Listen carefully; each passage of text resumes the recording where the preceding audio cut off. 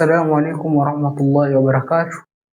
Kwa majina naitwa Ismail Murunga na nafundisha somo la Kiarabu, historia fupi na somo la Kiarabu. Wafanyabiashara wa Kiarabu walifika pwani Afrika Mashariki zaidi ya miaka 1000 iliyopita. Biashara, dini ya Kiislamu, ndoa ziliunganisha jamii za pwani na Waarabu. Kiswahili kilikuwa kama lugha ya mawasiliano. Vile zamani Kiswahili kiliandikwa kwa herufi za Kiarabu kabla ya herufi za Kilatini.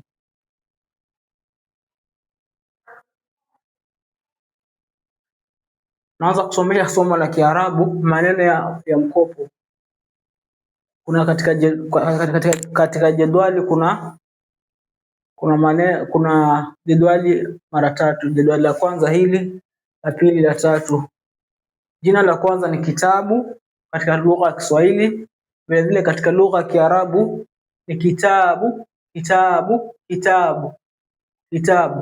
Katika matamshi vile ninavyotamka kitabu.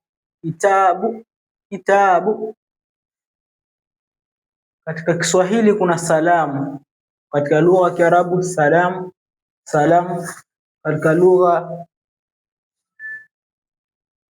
Katika matamshi ni salam. Vile vile kuna jina linaloitwa safari. Katika Kiswahili, kwa Kiarabu safar. Kuna jina linaloitwa wakati. Kwa Kiarabu ni waqt. Vile vile kwa matamshi yake nasomeka waqt. Katika Kiswahili kuna kalamu. Kwa Kiarabu ni qalam. Katika matamshi qalam. Jina lingine madrasa katika Kiswahili, katika Kiarabu madrasa. Katika Kiswahili madrasa, matamshi yake madrasa. Habari kwa Kiswahili, neno kwa Kiswahili habari. Katika jedwali nyingine katika somo la Kiarabu, katika lugha ya Kiarabu khabar. Vile vile katika matamshi yake khabar. Jina lingine dunia. Katika lugha ya Kiswahili dunia. Katika Kiarabu, lugha ya Kiarabu dunia.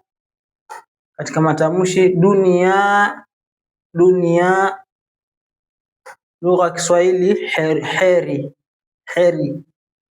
Katika lugha ya Kiarabu khair. Matamshi khair.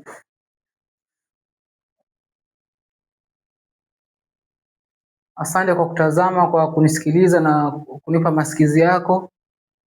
Na Mwenyezi Mungu awabariki. Na lesson ambayo kwamba itakayofuata ndafundisha kuhusu vitendo.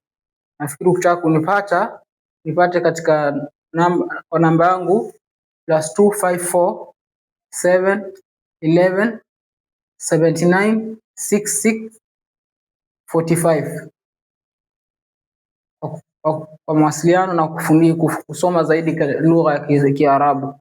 Wa assalamu warahmatullahi wabarakatuh wa afwan wa minkum.